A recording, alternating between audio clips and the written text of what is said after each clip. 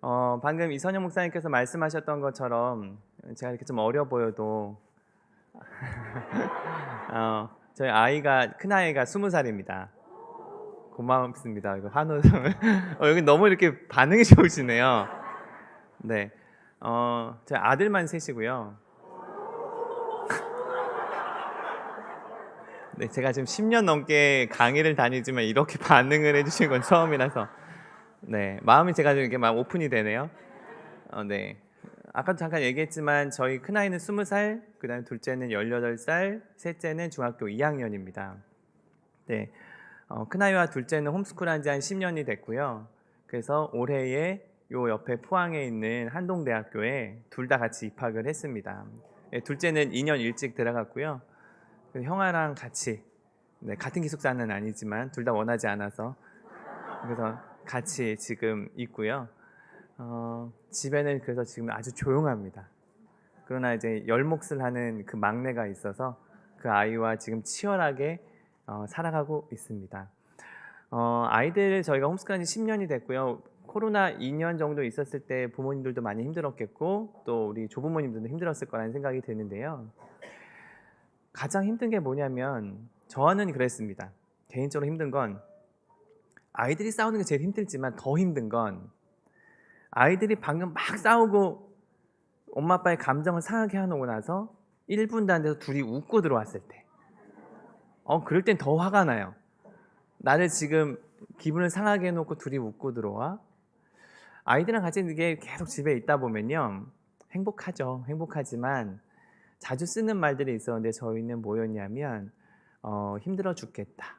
아 힘들어. 아 힘들어. 여러분은 잘 안 쓰시나요? 저는 뒤에 젊은 아이들이 많이 있네요. 목사님은 그렇다고 너네 엄마 아빠 그렇다는 건 아니고 힘들어 죽겠다라는 말을 많이 썼습니다. 그러다 보니까 둘째 아이가 어렸을 때 이렇게 질문했어요. 엄마한테 엄마 우리 때문에 힘들어 죽겠죠? 라고 질문을 했습니다.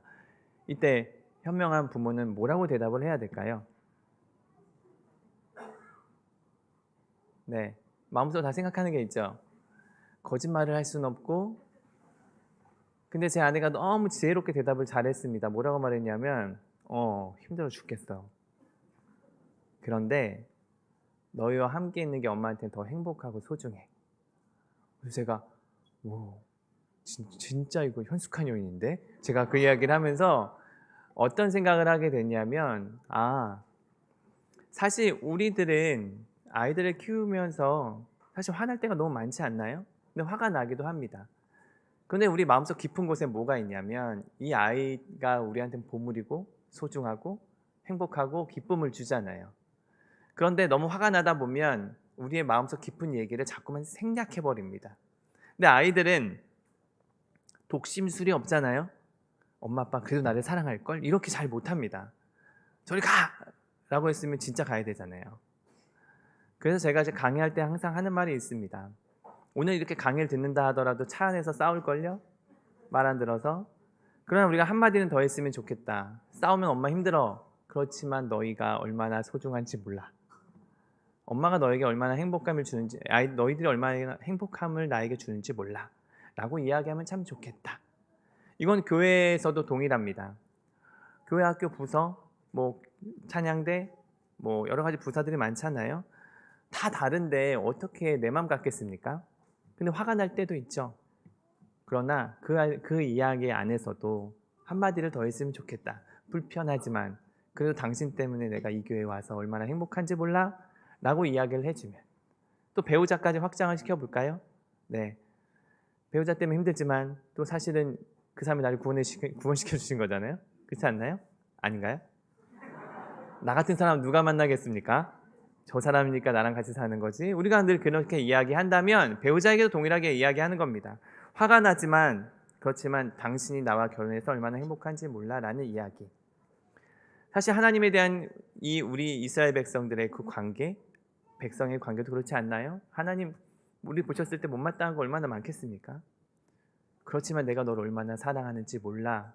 예수 그리스도를 보내시면서까지 그 사랑하는 그 마음이 우리에게 그렇게 표현하고 있다면 우리도 동일하게 내 자녀에게 그리고 나와 함께 있는 교회에 혹은 나의 삶의 자리에 있는 사람들에게 우리의 속 깊은 이야기를 흘려보냈으면 좋겠다라는 생각을 하게 됩니다. 네, 오늘 제가 잠깐 그 책을 하나 짤막한 한 챕터를 읽어드릴 건데요. 네, 다음 페이지에 넘겨보시면 혹시 파페포포 메모리즈라고 혹시 아시는 분? 대단하십니다. 네, 아마 남자분들은 거의 모를 거고요. 제 아내가 우연히 이 책을 샀는데 저도 우연히 이 책을 보다가 감동되는 게 있어서 제가 한번 읽어보겠습니다. 돌을 사랑하는 석공이 있었습니다. 석공은 돌을 자신의 생명처럼 생각하며 하루도 거르지 않고 바라보며 온몸으로 보다듬어 주었습니다. 그러던 어느 날 그는 돌의 한쪽이 튀어나온 것을 보고는 무척이나 거슬렸습니다. 다음날 돌을 보니 반대쪽이 이상하게 보여 또다시 정을 내기 시작했습니다. 그러다 보니 점점 더 많은 부분이 깎여 나갔고 그러려고 그런 것이 아니었는데 결국 자신의 얼굴과 같아서 버렸습니다. 석공은 가슴 깊이 후회했지만 원래 사랑했던 처음 그대로의 모습은 조각조각 버려졌고 자신의 욕구를 참지 못하는 자기 모습과 똑같은 돌덩이만 남고 말았습니다. 난 그게 사랑인 줄 알았습니다. 사랑하는 사람을 오직 내가 원하는 모습을 보며 만들려 했던 어리석은 나. 제가 이 그림을 보면서 보이시나요? 부모인 저가 바로 그냥 연상이 되더라고요. 그렇지 않나요? 여러분들 다 정 하나씩 갖고 있죠? 그래서 아이 깎잖아요.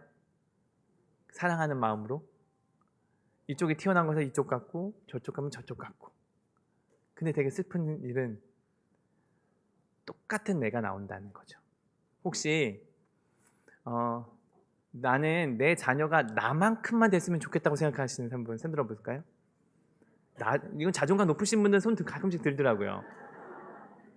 없나요? 왜 없나요? 나 정도 훌륭하신 분 없나요? 저도 없습니다. 리틀 백흥형이 3명 있다? 저는 끔찍할 것 같아요. 하나님 앞에서 난 그렇지 않아도 늘 부끄러운데 그런 애를 3명을 만든다? 그런데요, 우리가 아이들 자녀를 양육하다 보면 계속해서 내 가치관, 나의 생각, 나의 기질로 이 아이들 자꾸만 정을 대기 시작합니다. 그런데 잘해도 뭐가 된다고요? 잘해도 나. 그렇다면 싫다면 어떻게 해야 될까요? 정을 다른 쪽에게 맡겨야 되지 않을까요? 배우자도 불안할 것 같으면 하나님께 정을 드리는 게 맞지 않을까? 오늘 이것을 한번 생각하시면서 우리 오늘 이 가정에 관한 이야기를 한번 나누려고 합니다. 네, 넘겨주시고요. 종교별 인구 추이, 이게 작년 11월에 나왔던 이야기인데요. 네, 제가 눈이 나빠서 저는 이 핸드폰을 보고 하겠습니다.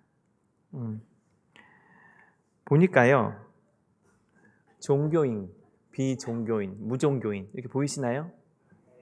예전에는 2014년, 15년까지만 해도 종교를 가진 사람들이 반 이상이었습니다. 그런데 지금은 무종교인이라고 하는 게 더 많아졌습니다. 62.9%라고 하잖아요. 그러니까 너 종교 있어 라고 하는 건 이제 없는 사람들이 더 많은 거죠. 이런 시대가 왔습니다. 우리는 보통 뭐 기독교, 뭐 천주교, 불교 이 안에서 다 이 안에서 다 정할 수 있었는데 지금은 그렇지 않습니다. 또 한 장을 넘겨보니까요. 갈수록 종교 인구수는 감소합니다. 뭐 기독교는 왔다 갔다 하니까 뭐 그렇게 높지도 않고요. 이 정도로 계속 많지 않은 숫자의 우리의 지금 현실이라는 것을 알 수 있을 것 같습니다. 또 한 장 넘겨볼까요? 네. 보니까 어느 나이대에 가장 인구수가 이 중간수가 줄어들었나 봤더니 10세, 20세, 30세, 40대가 현저하게 줄어들었습니다. 그런데 또 지역으로 보이나요? 여기는 경남으로 봐야 되나요? 그렇죠? 보니까 특별히 서울권에서 현저하게 줄었고 인천, 경기도 줄었는데요. 그리고 부산, 울산, 경남이 현저하게 줄었습니다. 근데 제가 이야기 여기 와서 들었더니 여기는 많다고. 네. 그러나 교회 안에서는 많을 수 있지만 한국 교회로 생각을 하자면, 공교회성으로 생각하자면 지금 현저하게 줄어들어 있는 상태입니다. 또 하나 넘겨볼까요? 네. 또 나이별로 이제는 청소년 그리고 초등학교 아이들 숫자는 더 줄어들고 있습니다. 또 물론 이제 저희가 출산율이 저하가 되긴 했지만요. 여기 쭉 한번 보시면 놀라운 게 하나가 있는데요. 뭐 0세부터 6세까지 증감률 마이너스 33%, 교회학교 마이너스 42%, 뭐 그럴 수 있어요. 한 10%. 그런데 문제는 초등학교 보니까 일반 초등학생은 4%가 감소됐는데 교회학교는 36%가 감소됐다라고 이야기하고 있습니다. 교회 초등학교 아이들이 안 온다는 얘기는 또 뭘 얘기하는 걸까요? 젊은 세대가 교회를 오지 않고 있다는 것을 반증하고 있습니다. 네, 페이지를 또 넘겨주시고요. 이게 지금 우리 이 시대, 이 한국교회의 현실이고요. 그렇다면 좀 가정으로 한번 들어보겠습니다. 여러분 가정 어떻게 다음 세대 신앙을 잘 전수하고 있습니까? 그런데 우리의 가정의 현주소는 자녀 중심적인 교육이 더 많습니다. 한번 넘겨볼까요? 네. 자녀를 너무 사랑합니다. 그래서 자녀를 너무 사랑해서 우리는 어렸을 때부터 우리 아이들을 위해서 무엇을 하고 있나요? 경쟁 한복판에 집어넣습니다. 그게 어린이 유치원부터 시작해서 제가 대치동에 하는 선배가 있어서 대치동에 갔더니 한 15년, 7년, 한 7년 정도 됐는데요. 보통 유치원은 대기자가 되게 많았거든요. 근데 대치동은 유치원에 대기자가 별로 없대요. 그래서 왜 그래? 그랬더니 다 영어 유치원 가가지고 일반 유치원은 남는다고 하더라고요. 이게 또 지역마다 좀 다른 것도 있긴 하겠죠. 근데 우리는 계속해서 자녀를 사랑한다고 이야기하면서 경쟁 한복판에 넣습니다. 그래서 그 아이가 몇 등을 해야 될까요? 네. 난 꼴찌 괜찮다. 건강하기만 잘하다. 너무 건강하십니다. 그런데 보통의 부모는, 보통의 조부모는 1등을 원합니다. 그래서 이 아이를 우리 말로 키우자면 야생마로 키웁니다. 아니, 경주마로 키웁니다. 경주마는 몇 등 해야 되죠? 1등을 해야 됩니다. 그래서 당근을 먹이고 채찍을 주죠. 그래서 이 아이에게 계속해서 공부할 수 있도록 부모는 기수가 되죠. 감시도 하고 그리고 조련도 합니다. 그런데 1등 하는 사람들은 몇 명이나 될까요? 그렇죠. 내 자녀가 전국 1등 한번 해보신 분? 10년째 다녀봤지만 아무도 없더라고요. 그런데 마음 한켠에는 계속 1등 하기를 원하고 기대하고 있습니다. 부모는 약간 좀 지치죠? 아니 공부만 하면 될 걸 왜 1등을 못할까? 근데 부모만 힘이 들까요? 정작 힘든 건 자녀들입니다. 그래서 경주마에 탈락한 말은 아까 제가 무심코 말을 뱉었네요. 야생마가 됩니다. 언제요? 사춘기 때. 사춘기 이 야생마의 특징이 뭔지 아십니까? 그렇죠. 통제불능, 멋대로 냅둬요. 내가 알아서 할게요. 네, 예전엔 청년들이 그랬는데 지금은 청소년에서 초등학교 고학년이 됐고요. 저희 아이는 어렸을 때부터 초등학교 때부터 저에겐 인권이 있으니 저에게 선택권을 맡겨주십시오 라고 했던 아이가 저희 아이입니다. 결국 야생마가 되어서 통제가 되지 않습니다. 그렇지만 부모는 계속해서 어떻게 하나요? 학원을 보내야죠. 아까 제가 대치동의 이야기 나왔는데 초등학교 6학년에 한 아이가 있었고요. 저희 아이가 6학년 때 같은 친구였습니다. 근데 하루는 월요일에 집에 놀러 갔는데 이 아이가 두통약을 먹고 어디를 가려고 하더라고요. 그래서 어디가? 그랬더니 수학학원 가. 근데 초등학교 6학년인데 왜 진통제를 먹어야 돼? 그랬더니 수학학원을 갈 때마다 먹어야 된대요. 스트레스를 받아서. 그래서 제가 아니 아이를 무슨 어렸을 때부터 진통제를 먹이면서까지 해야 돼? 그렇게 잘하고 싶어? 라고 물어봤더니 그분 너가 대치동에 와서 살아봐. 3, 4년 기본 월반하는 애들이야. 나는 얘가 월반하는 걸 기대도 안 하고 그냥 그날 수업에만 이해했으면 좋겠어. 그래서 학원을 보낸다는 거죠. 몇 달 지나서 학원을 그만뒀습니다. 이제 진통제를 안 먹기 시작했고요. 이 아이 성적이 어떻게 됐을까요? 수학 성적이? 목사님 아들입니다. 대치동에 살고. 자, 우리는 이런 내심 이런 마음 있지 않나요? 목사님 아들이기도 하고 요 정도 됐으면 성적이 올라서 뭔가 이렇게 특별한 게 뭔가 나와야 될 텐데 그렇지 않습니다. 시험 성적이 떨어졌습니다. 당연하죠. 대치동에 있는데 학원도 안 다니는데 어떻게 오르겠습니까? 그런데 그것을 버린 겁니다. 우리는 좀 더 잘이라고 했을 때 이 잘에 대한 부분은 학업 쪽에 어떤 특징적에 아니면 능력 쪽에 힘을 쓰려고 하고 있는데 사실은 이 잘이라는 단어는 어떻게 하나님을 향해서 잘이라는 것이 나와야 되는 건데 우리는 계속 중심, 자녀 중심적인 것으로 아이들을 키우고 있습니다. 두 번째 PPT를 보면 네, 하나 더요. 우리는 막연한 기대감이 있습니다. 네, 내 자녀들이 이곳 교회 학교에 오니까 신앙 좋아질 거라고 생각하시죠? 아니라고 말하기도 좀 그런데 그렇죠? 우리 막연한 기대감이 있습니다. 신앙이 4대면 신앙이 더 좋아질 거라는 생각, 그리고 양산중학교에 있으면 내 자녀는 신앙이 좋아질 거라는 그런 막연한 기대감이 있습니다. 그런데 3일상에 보면은 엘리 제사장도 그랬거든요. 제사장이면 자녀들이 잘 될 거라 생각했지만 망난이었습니다. 수종드는 여장, 이 회막에 수종드는 여인들과도 몹쓸 짓을 하고 하나님께 드릴 제사장 이 제물들을 중간에 가져갔습니다. 왜 그랬을까요? 그냥 막연한 기대감이 있었던 겁니다. 다음 페이지 한번 볼까요? 사실 우리 부모는 집에서 하나님의 이야기를 잘 하지 않습니다. 그래서 어떤 분이 이렇게 말했습니다. 지금의 기독교 가정은 불신자 양성소와 같다라고 그렇게 이야기합니다. 불신자 양성소, 이게 뭔 말일까요? 지금 만약에 누군가가 여러분에게 당신은 불신자 양성소 같은 곳이야, 집은, 이렇게 얘기했을 때 기분 좋으신가요? 나쁘죠. 내가 어떻게 하나님 없다라고 가르친 적도 없는데. 그런데요, 잠깐 돌려서 생각해 보면 하나님은 없다라고 가르치진 않았는데 하나님이 있다라고도 우리가 집에서 이야기하고 있지 않다면, 그러면 불신자 양성소도 틀린 말은 아니겠구나 라는 생각을 해볼 수 있지 않을까요? 얘가 하나님 이야기를 들으려면 교회 학교에만 와야 되는 거죠. 교회 학교에 오지 않는 이상은 하나님을 알 수 있는 방법이 없다면. 그런데 얼마 후에 얘가 교회까지 안 나온다? 그럼 어떻게 될까요? 그러면 들을 기회가 없어지는 겁니다. 이게 지금 우리 가정의 현 주소입니다. 네, 다음 페이지 보시면요. 오늘 우리가 읽었던 말씀입니다.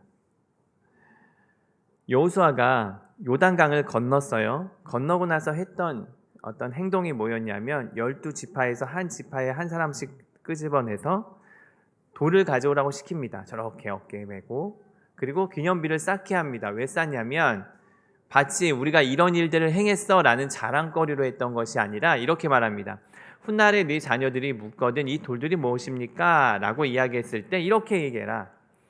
여호와의 손이 강하신 것과 너희는 여호와를 경외해라. 홍해를 건너셨던 그 하나님이 동일하게 요단강도 건너시는 분이라는 것을 자녀들을 하여금 이야기하는 겁니다. 그런데 어떻게 보면 우리는 우리 가정에서 자녀들이 그런 이야기를 물을 수 있는 환경을 만들어주고 있는가? 하나님 이야기를 하고 있는가? 그렇지 않다면 한번 고민해 봐야 되지 않을까라는 생각을 해보게 됩니다. 네. 그 전에요? 네. 그렇다면 무엇이 이렇게 이런 상황을 가져왔을까? 크게는 두 가지를 저는 생각을 하는데요. 첫 번째는 교회와 가정의 신앙의 분리라고 생각합니다. 이게 무슨 말이냐면 교회가 우리 자녀들 신앙을 책임져 주는 거야. 그럼 내 역할은 뭐냐면, 부모의 역할은 뭐냐면, 혹시 떨태기 부모라고 들어보셨나요? 내가 자녀들의 신앙을 어디까지 책임져 주냐면 떨태기 부모라고 있답니다. 그 떨태기 부모가 뭐냐면 교회 학교의 아이를 떨어뜨려 놨다가 주차장에서 1시간 대기하고 있다가 다시 얘를 태우고 가는 부모, 그게 떨태기 부모라고 합니다. 근데 저는 좀 이거를 좀 바꿔서 생각해 봤어요. 교회 학교를 떨어뜨려 놓고 나도 예배를 드리러 와요. 그리고 1시간이 끝나서 다시 이 아이를 태우고 집으로 가요. 근데 집에서는 어떠한 이야기도 하지 않아요. 그러면 이것이 떨태기 부모가 되지 않을까? 한 페이지 넘겨볼까요? 종교의식을 봤더니 어떻게 해야 될까요? 가정에서 자녀가 책임져준, 가정이 자녀의 주 양육자라고 그렇게 이야기해야 되는데 한 페이지 넘겨볼까요? 그런데 우리는 그것은 끝까지 교회가 내 자녀를 책임져야 되는 것으로 오해를 하고 있습니다. 엄밀히 말하면 자녀 신앙교육의 주체는 부모고 교회는 그것을 지원하는 사람이 되어줘야 되는데 여전히 바뀌었다는 것을 이야기하고 있는 겁니다. 지금 교회 학교가 세분화가 되는 것 저는 긍정적이라고 생각합니다. 그러나 동시에 또 하나의 약점은 너무 세분화가 되다 보니 자녀들과 부모와의 신앙의 소통이 없는 것도 그것이 우리의 약점이기도 합니다. 그런 부분들을 또 고민할 필요는 있는 거죠. 한 페이지 넘겨볼까요? 결국 교회와 가정의 신앙이 분리가 된 것도 있고요. 두 번째는 부모와 자녀와의 관계 분리입니다. 저는 1번도 중요하지만 2번도 되게 중요하다 생각합니다. 왜냐하면 최근 제가 강의 한 3, 4년 동안 고민하면서 알았던 것을 알아차린 건 자녀와의 관계가 끊어지고 나서는 회복이 쉽지 않구나. 다음 세대 신앙을 전수하기는 쉽지 않겠구나. 예를 들면 이런 겁니다. 난 지금 아빠를 너무 싫어해요. 아빠는 너무나 강압적이고 아빠는 너무 나를 제재하고 그래서 아빠랑 대화하고 싶지가 않아요. 그런데 예를 들어서 오늘 이 모임 때 왔는데요.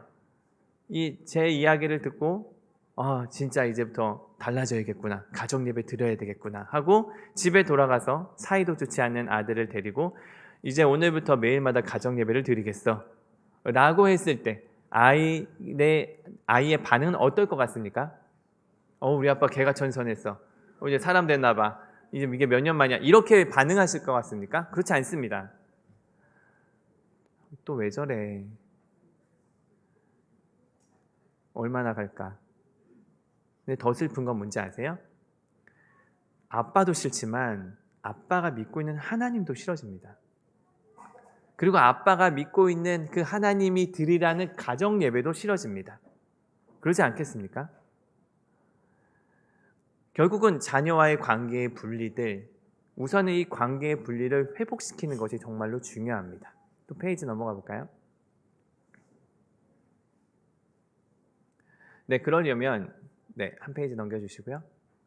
결국 그 신앙의 분리를 어떻게 해야 될까라고 한다면 저는 부모의 사명이 무엇인지 그리고 그 부모가 정말 회심이 있어야 된다라고 생각을 합니다. 한 장 넘겨보면 게이트키퍼라는 용어가 있습니다. 게이트, 문, 키퍼, 지키는 사람. 그러니까 문 지키는 사람이죠. 커뮤니케이션의 관문을 지키는 사람이라는 뜻으로 뉴스나 정보의 유출을 통제하는 사람. 그러니까 이게 뭔 말이냐면 아이가 영어 시험을 너무 못 봤어요. 한 20점 맞았어요.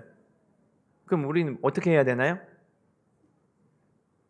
아빠 닮아서 그래, 괜찮아 이렇게 할 사람이 없어요. 보통 어떻게 하냐면 학원을 보내지 않겠어요? 좀 돈이 있으면 과외를 붙여주고요. 좀 더 많으면 유학을 보내겠죠.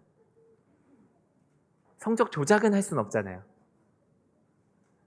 이 게이트키퍼는 이런 겁니다. 일어난 것에 대해서 이것을 어떻게 체크하고 세워줄 것인가. 그런데 우리가 영어, 수학, 학과 과목은 이렇게 커뮤니케이션의 그 관문을 지키는 것처럼 게이트키퍼의 역할을 잘하는데 신앙에 대해서는 잘 인지하지 못합니다. 왜 그런지 아시나요? 나도 그렇게 살고 있지 않기 때문에 더 그렇습니다. 오늘 우리 부모의 역할은 다음 페이지를 보면 아브람과 롯의 이야기를 보면 아브람과 롯은 친척이기도 했고 공통점은 부자였습니다. 그런데 차이가 있어요. 차이는 뭐냐면 아브람은 가는 곳곳마다 여호와 이름을 불렀다, 예배를 드렸다라고 이야기할 수 있고 롯은 그냥 부자였습니다. 조금 비약을 하자면 똑같이 아브람과 롯이 양산 중앙교회를 다니는데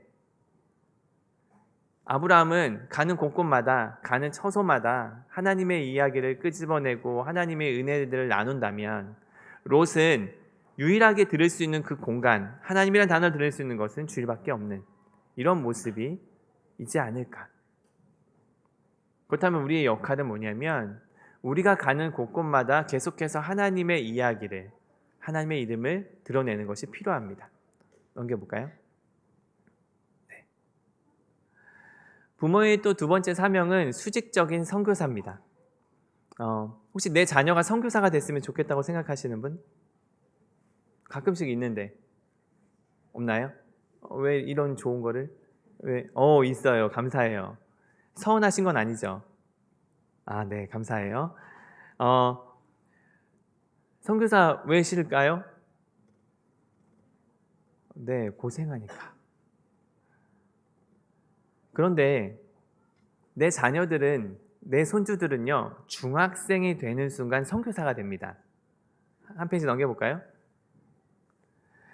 한번 리서치를 해봤더니요, 기독교 분포율, 청소년 기독교 분포율을 보니까 3.8% 정도 된다라고 이야기합니다. 3.8%는 어떻게 감지할 수 있냐면, 한 반에 25명이에요. 25명 중에 한 명이 되기 위해서는 4%가 돼야 됩니다. 그럼 3.8%는 한 명이 안 되는 거죠.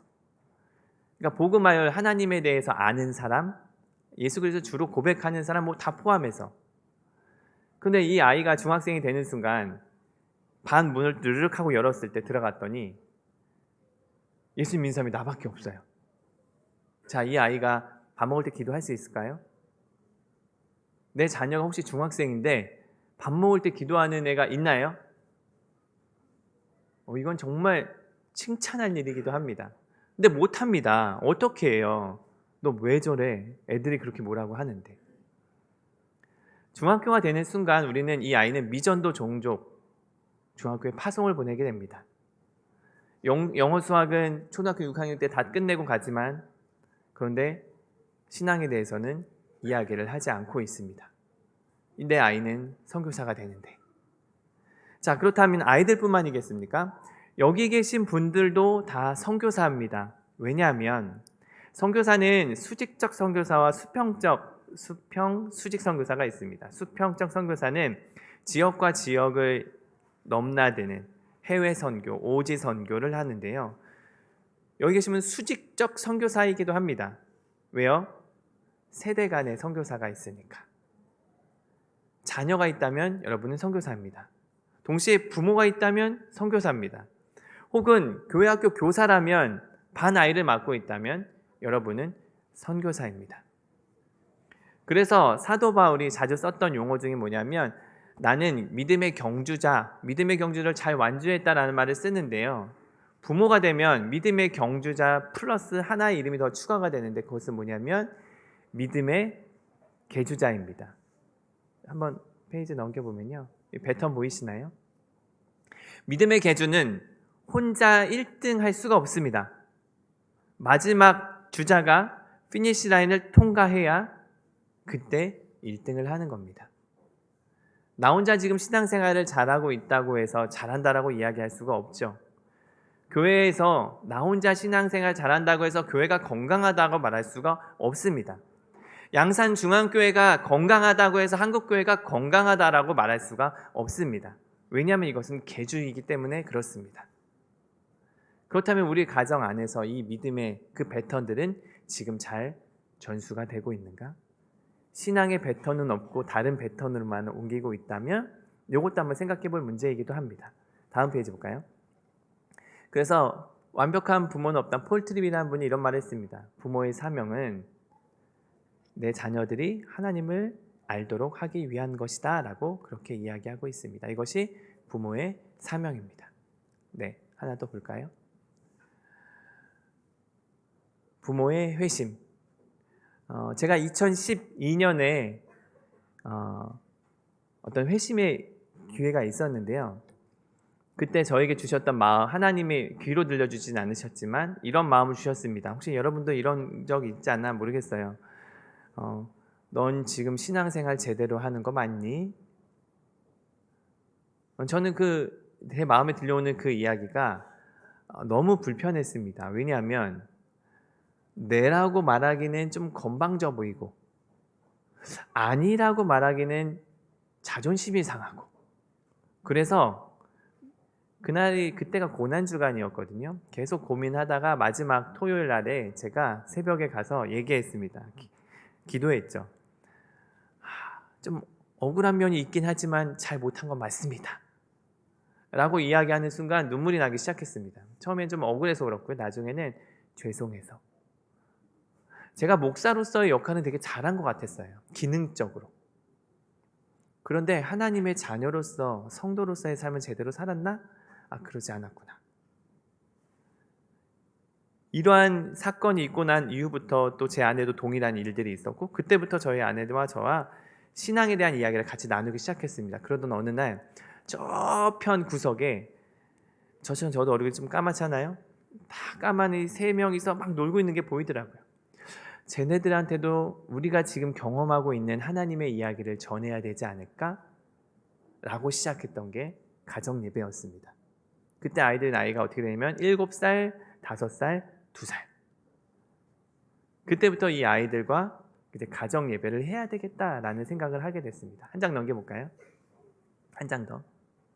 제가 전에 사역하던 한 교회에 엄마들 한 12명을 대상으로 가정예배 학교를 6주간 진행을 했습니다. 근데 그 중에 한 여자 집사님의 이야기입니다. 남편하고 가정예배를 한 번도 드린 적이 없는데 이제 6주간의 교육을 하면서 왜 가정이 중요한지, 왜 신앙이 중요한지, 그리고 어떻게 드려야 되는지를 나누고 있던 찰나에 이 남편이 한 번은 간증을, 6주간 다 끝나고 간증을 했습니다. 내용은 이거였습니다. 하루는 토요일날 낮잠을 자고 있는데 막내딸이 자기 아빠를 막 깨웠던 겁니다. 이때 아이가 7살, 5살 정도 됐거든요. 둘이 자매였는데, 근데 5살짜리 아이가 아빠를 깨우면서 아빠 왜? 나 손가락이 펴졌어 그러는 거예요. 무슨 말이냐면 방아쇠 수지 증후군이라고 혹시 아시나요? 엄지손가락이 안 펴지는 겁니다. 자, 이렇게 구부려지는 거죠.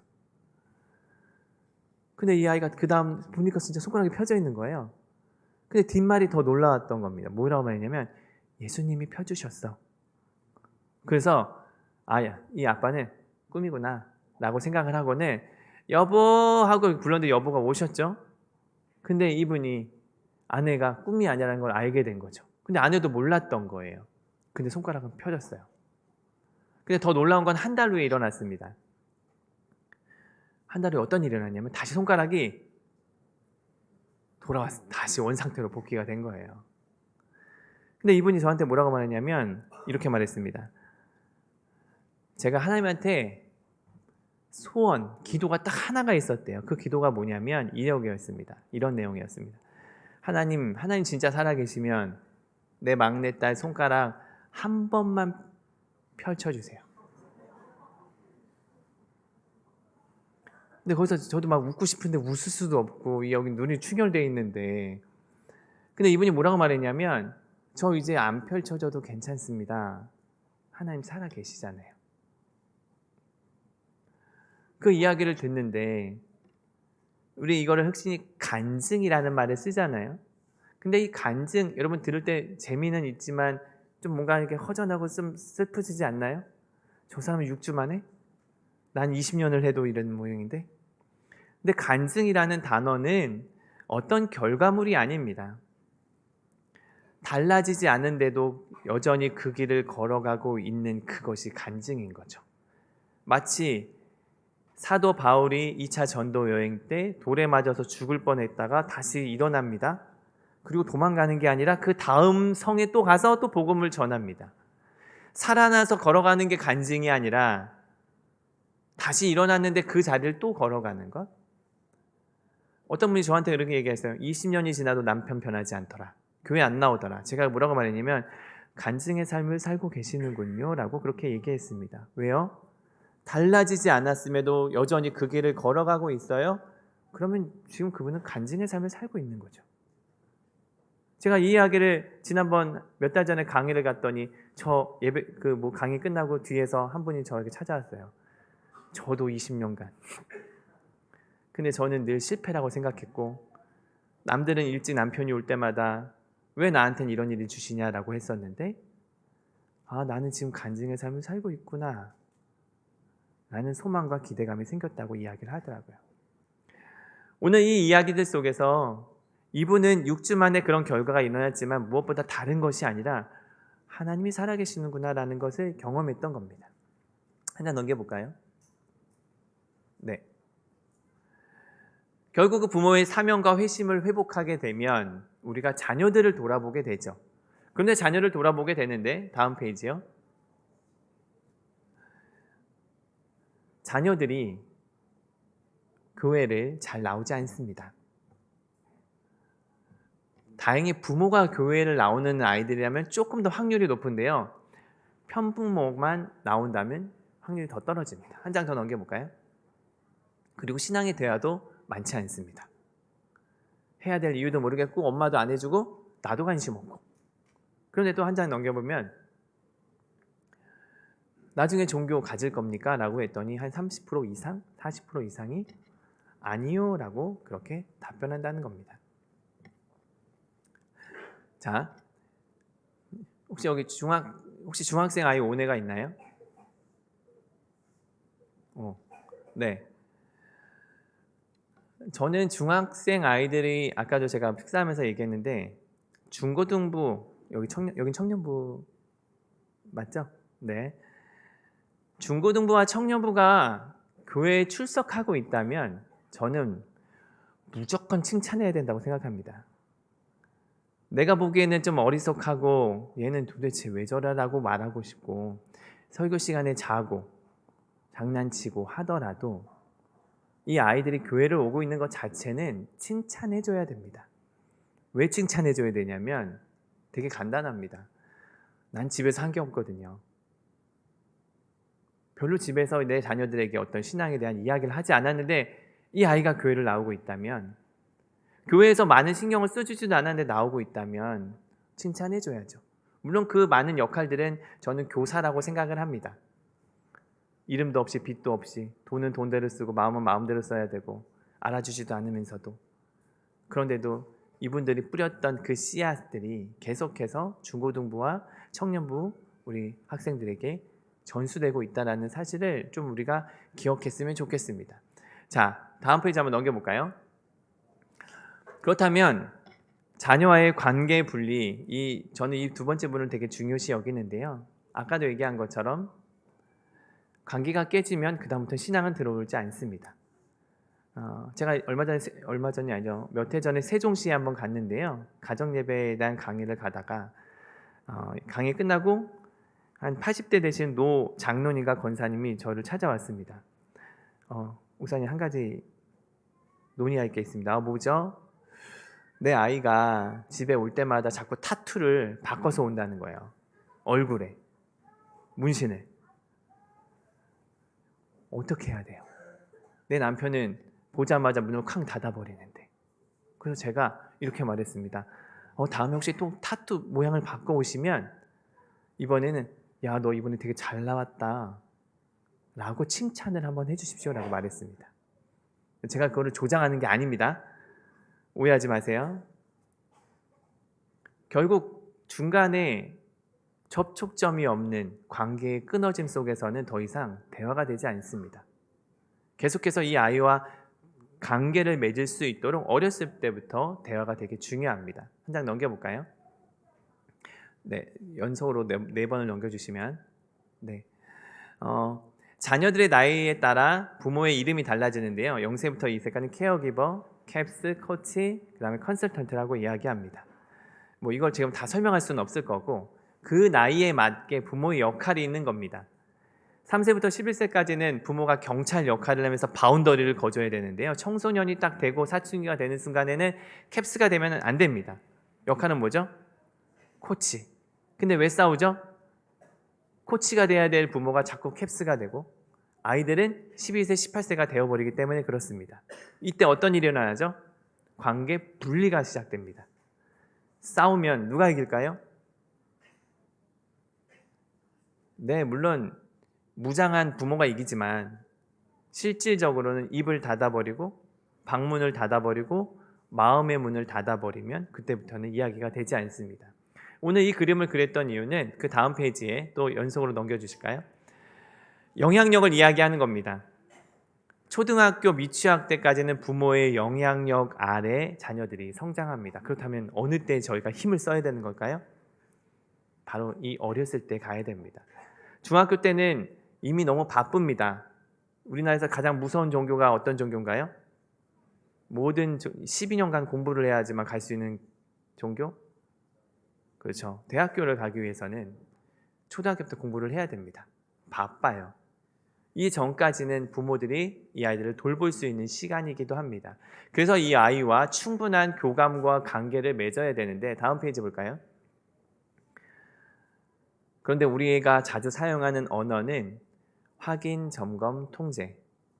저도 자유롭진 않지만 그러나 칭찬과 격려와 위로의 이야기들을 우리는 어디에 더 많이 사용하고 있는지 그러려면 다음 페이지를 또 넘길게요.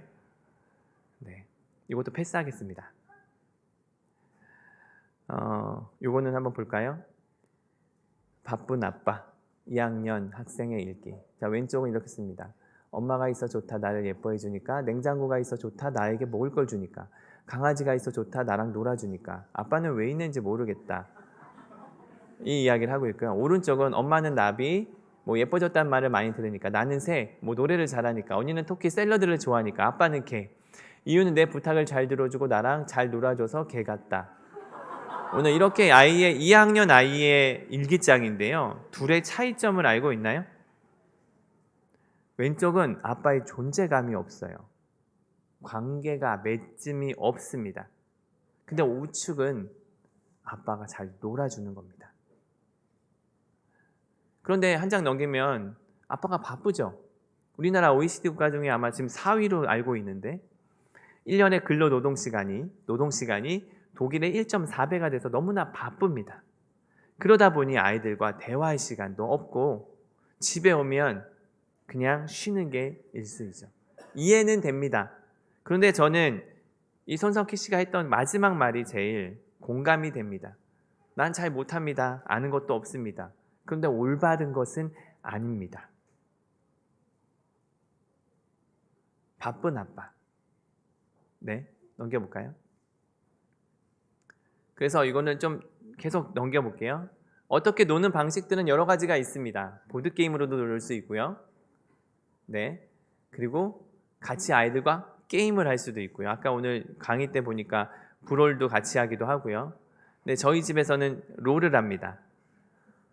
네, 목사가 무슨 롤? 네, 이걸 또 다 설명할 수 없지만 아이들의 눈높이에 맞춰서 입문한 지 얼마 되지 않았습니다. 저희 집은 몇 식구일까요? 5식구죠. 롤은 5명이 할 수가 있습니다. 그래서 저희는 완편이 됩니다. 저는 원딜로 하고 있긴 한데 네, 아는 분만 알겠죠? 자, 여하튼 아이들과 함께 할 수 있는 게임을 같이 진행을 하면서 언어들을 같이 나눕니다. 이해를 알겠고 그들의 마음의 소통들을 나눌 수가 있고 또 식사도 있고요. 좀 계속 넘길게요. 그리고 여행도 같이 여행도 이렇게 같이 갑니다. 네, 서울 성곽도 돌고 이거는 검정고시 끝나고 같이 돌고. 네, 여기서 잠깐 보면 네, 제가 저희 막내 아이입니다. 제가 너무나 사랑하는 아이. 제가 말 더듬죠? 사랑하기로 결심한 아이입니다.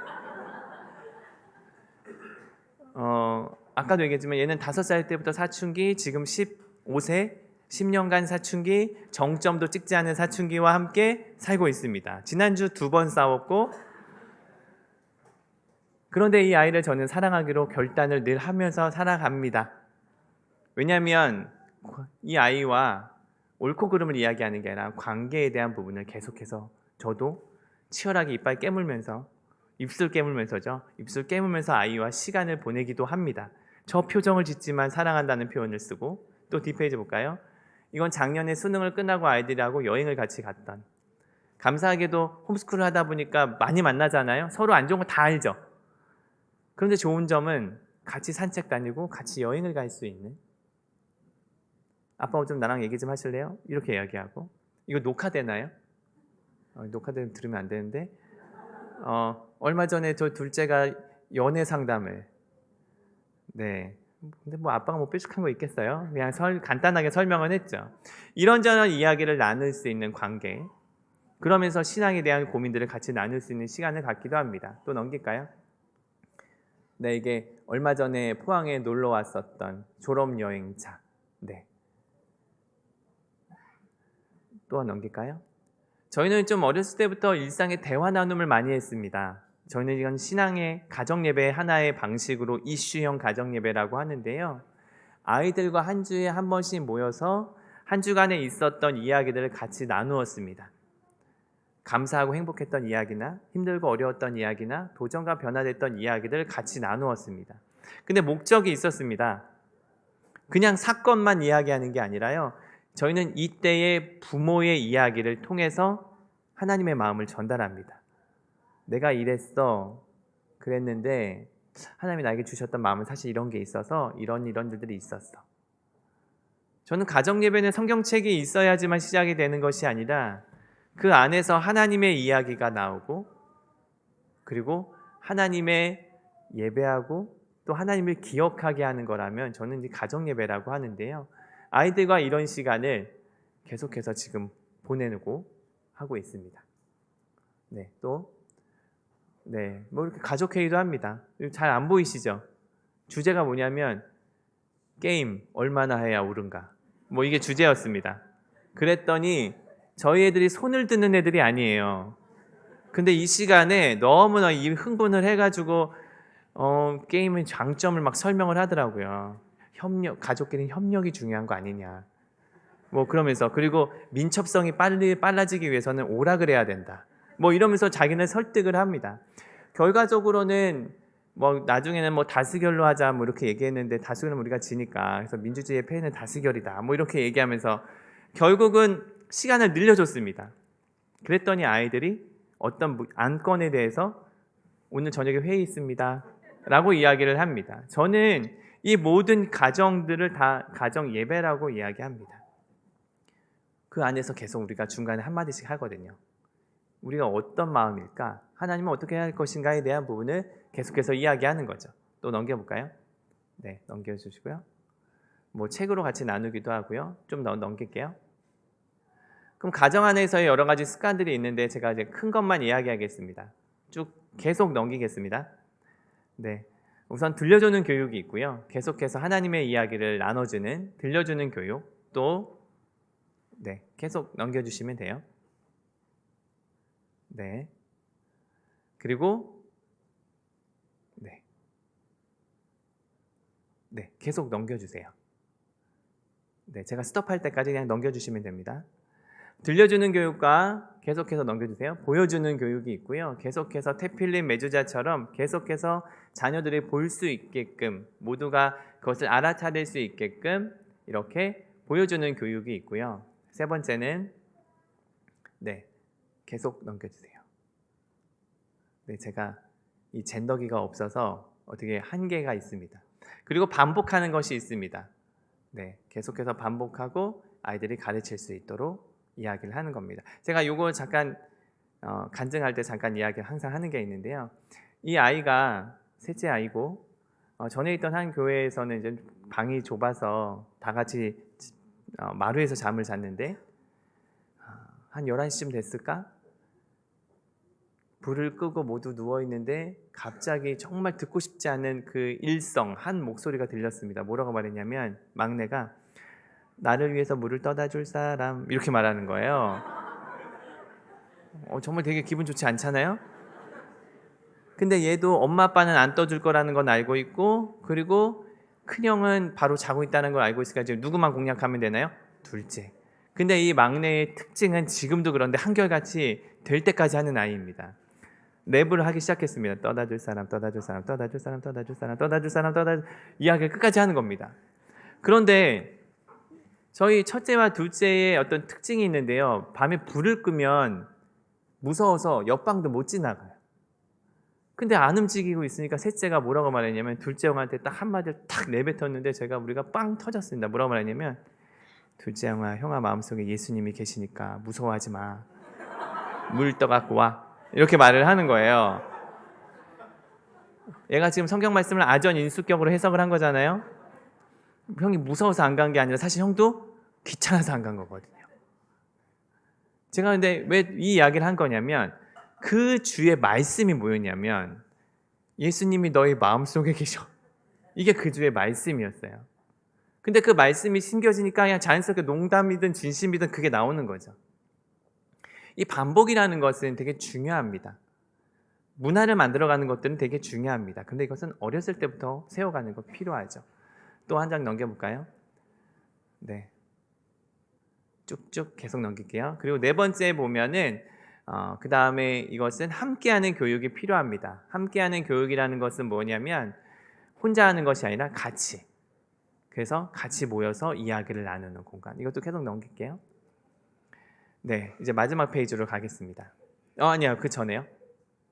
네, 한 장 더요.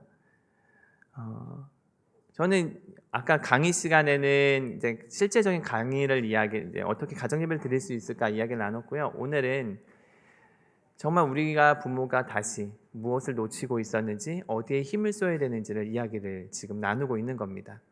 가정 예배는 하나님을 기억하는 것, 하나님의 이야기를 오늘 우리 가정 안에서 나누는 것. 그런데 일방 통로가 아니라 양방으로, 그리고 혼을 내는 구조와 장시간 길게 한다고 해서 좋은 게 아니라 서로 행복할 수 있는 그 시간을 갖는 것이 가정 예배입니다. 앞서 얘기한 것처럼 성경의 알미, 부모의 삶을 통해서 하나가 되어줬을 때 그것이 자녀들에게 신앙을 전수할 수 있게 되는 겁니다. 마지막 페이지, 이것은 아까 나눴던 여호수아 4장의 이야기입니다. 12돌입니다. 이제 여러분에게 스스로 질문을 드리겠습니다.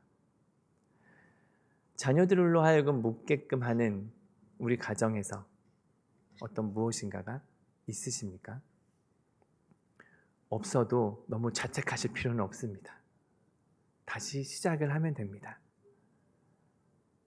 다시 내가 우리 가정에서 자녀들에게 묻게끔 하고 자녀들이 하나님이 어떠한 분인지를 궁금해하고 그러한 공간을 만들고 그 안에서 하나님의 이야기를 나눌 수 있는 그 자리, 오늘 우리가 다시 한번 결단하는 시간을 가졌으면 좋겠습니다. 제가 기도하겠습니다. 하나님 아버지, 게이트키퍼의 역할을 감당하는 우리 부모가 되었으면 좋겠습니다.